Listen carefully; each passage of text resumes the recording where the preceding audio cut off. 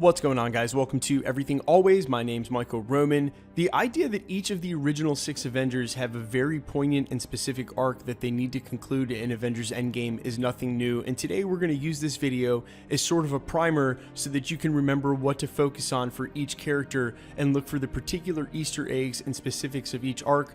Of course, this will be a spoiler-free video, as all the videos between here and Avengers Endgame will be spoiler-free at the channel. And as I said, we're going to break down each character's specific arc and what to look for going into Avengers Endgame. But first, if you could grab the subscribe button, we're giving away 2 PlayStation 4 Pros, as well as a whole slew of other Marvel-related stuff, including tickets to go see Avengers Endgame in IMAX leading up to the film. All you have to do, hit the subscribe button, then hit the notification bell, leave a like and a comment on this video, and if you want, stick around to the end of the video. I'll get into all the giveaway stuff again there. Now, the way we're going to do this today is we're going to go Avenger by Avenger for the original 6 and break down each of their specific arcs, but you may have noticed from the thumbnail that I included an Infinity Stone below each character. Now, they're not in any particular order on the thumb, and this is actually a parallel theory that it's not a coincidence there's 6 original Infinity Stones and 6 original Avengers. Although that is not necessarily part of this summary, I just felt it needed to be included. So while I'll be focusing on what we can tell about the arcs given the storylines up till now, I'll also throw a little bit in about which Infinity Stone may come into play for that specific character. And obviously we are starting with the Hulk. Now, the Hulk has his rights tied up at Universal, and it's unclear whether there's going to be any Hulk movies going forward. Quick side note, there is a discussion of a She-Hulk production at the TV level for Marvel TV, but it is just a rumor. We won't find anything out about that for quite some time, even though it is rumored to have Mark Ruffalo attached. So the new arc for the Hulk had to be built into Thor Ragnarok, Infinity War, and now this conclusion in Avengers Endgame. And obviously the Hulk is where we started because he's one of the easiest to break down and one of the characters who's had the most discussion about him. Obviously Professor Hulk, a merged option from both Bruce Banner and the Hulk, is what we're probably going to get in Avengers Endgame, and I think it makes a lot of sense for his arc.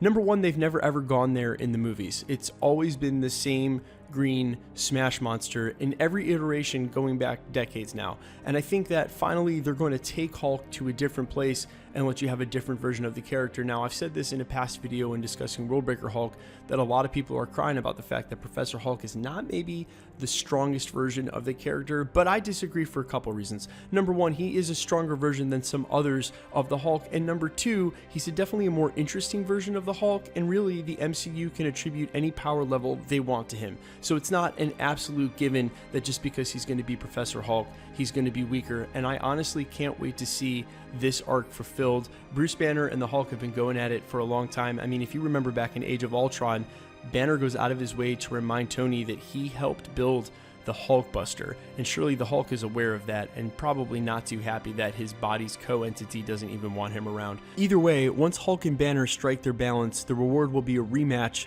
with Thanos. And as I've said for almost a full year now, as much as Disney loves circular storytelling, Avengers Infinity War opened with Hulk losing to Thanos so that Endgame could end with Hulk beating Thanos. It's literally the exact art of circular storytelling, and obviously they're not going to miss this opportunity to redeem Hulk's no-show performance from Avengers Infinity War. Now, as I said moments ago, laying out the character arc specifics for all of the original Avengers going into Avengers Endgame is completely different than the original 6 Avengers, 6 Infinity Stone theory. However, since I never did a video on that, this seemed like the best opportunity to bring it up. And when it comes to the Infinity Stones, particularly the Power Stone seems like the one that it would be attributed to Hulk the most, as we all want to see one of Hulk's highest power levels, something like Worldbreaker Hulk, and of course if he gets his hands on the Power Stone, that would be something that could actually come to fruition. Now, moving into the next character story arc, we find another rather obvious one as well. Clint Barton, who used to be Hawkeye, now carrying the mantle of Ronan, and if you understand what Ronan directly translates to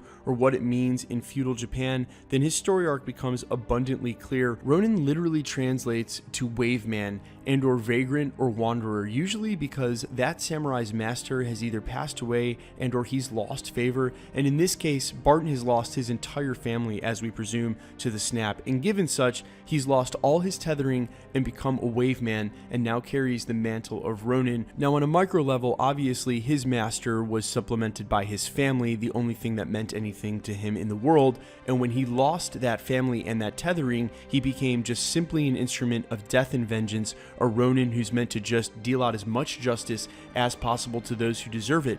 But in the macro level, isn't that the whole plight of the Avengers? Rather, we lost half of humanity, we lost the battle, and in that loss now, all we have left is the vengeance, right? To avenge the Earth and also rather humanity across the universe. And this is obviously meant to work both ways allegorically, both for Barton personally and for the Avengers as a whole. Now, when attributing a stone specifically to Barton, this is a little tricky, and I went ahead and said perhaps it's the Space Stone, seeing as the first time we see Ronan, he is literally Hawkeyeing the Tesseract. But again, that theory is something completely different to the original arcs. In the arc of Ronan himself doesn't need anything to do with an Infinity Stone to go ahead and avenge his family, the rest of humanity, and perhaps try to find some meaning left in that. Now, of the 4 Avengers that are left, honestly, Thor's arc is individually most interesting. A, because Black Widow doesn't even have an arc at all, and we'll get to that. And B, because at this point, Iron Man and Captain America's arcs are so interwoven, it's impossible to talk about one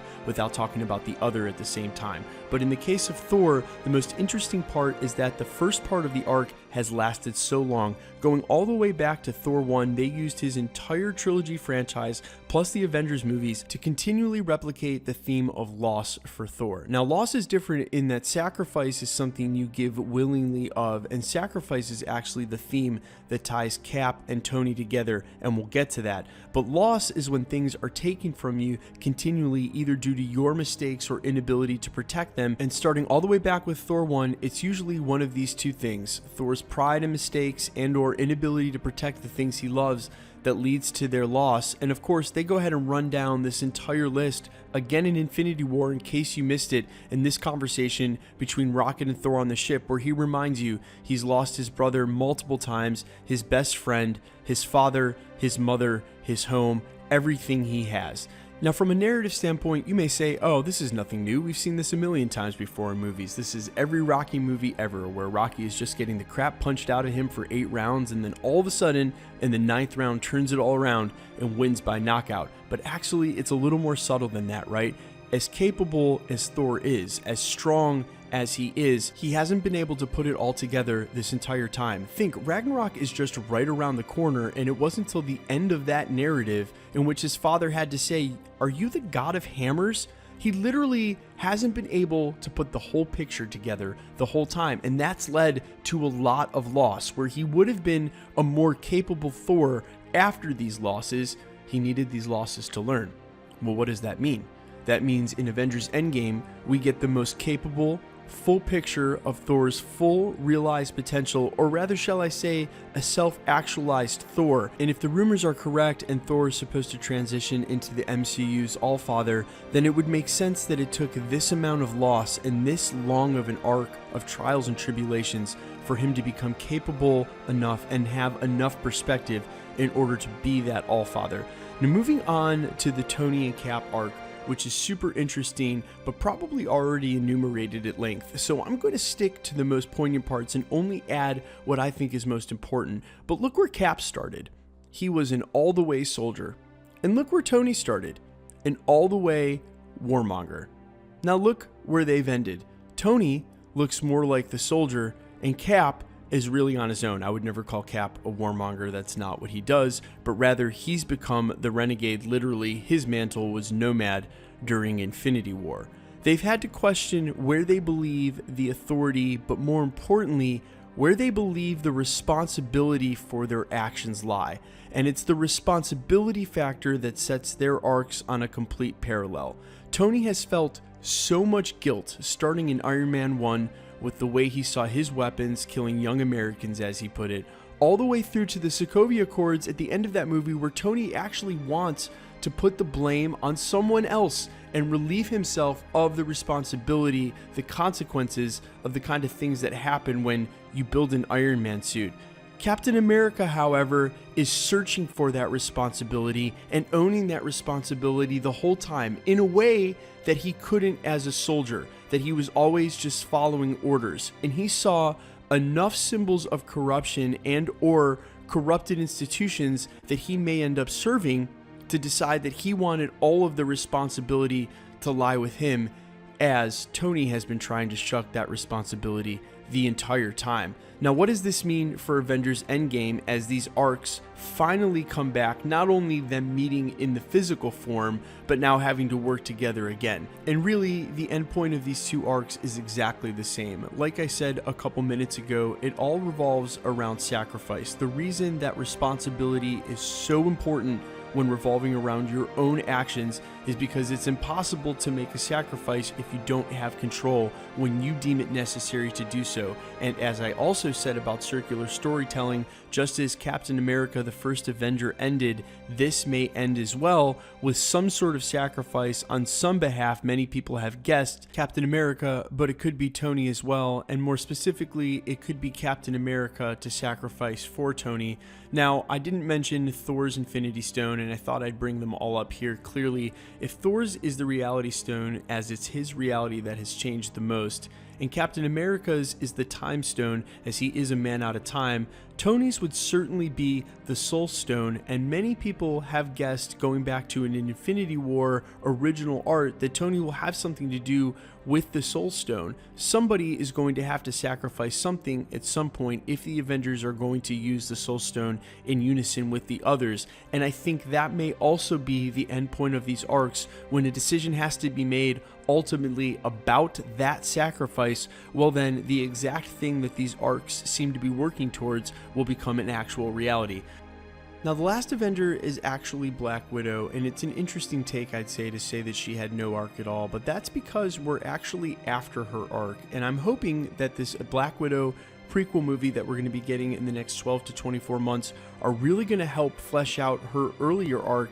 Black Widow was already settled on the type of person. Natasha Romanoff already knew who she was and what she was doing, in a way that Thor was just a teenage boy when the Avengers started. Does this all sort of make sense? Hulk and Banner are still trying to figure things out.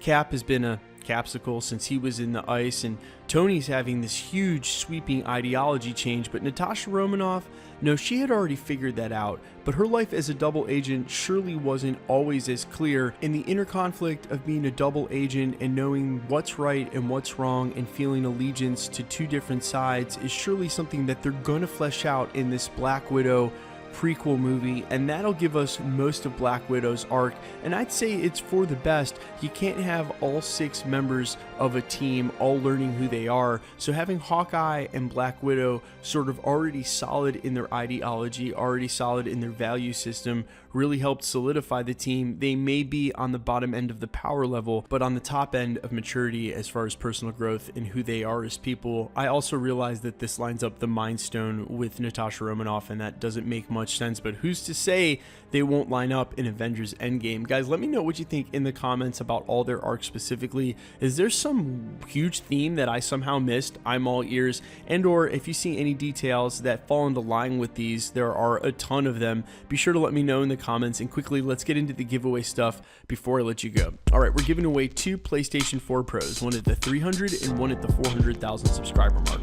We're also giving away tickets to go see Avengers Endgame in IMAX next Wednesday and Friday, as well as a bunch of new Marvel stuff we'll be announcing after Avengers Endgame release. If you want to win any of the prizes, the tickets, or the PlayStations, all the same rules apply. All you have to do, hit the subscribe button, leave a like and a comment on this video, then hit the notification bell, because the more videos that you like and comment on, the better chance you have of winning. My name is Michael Roman. This is Everything Always. Thanks for checking out the channel, guys. All of the videos between now and Avengers Endgame release will be spoiler free. That's my promise to you. Thanks for checking out the channel. Stick around. We'll be posting again real soon.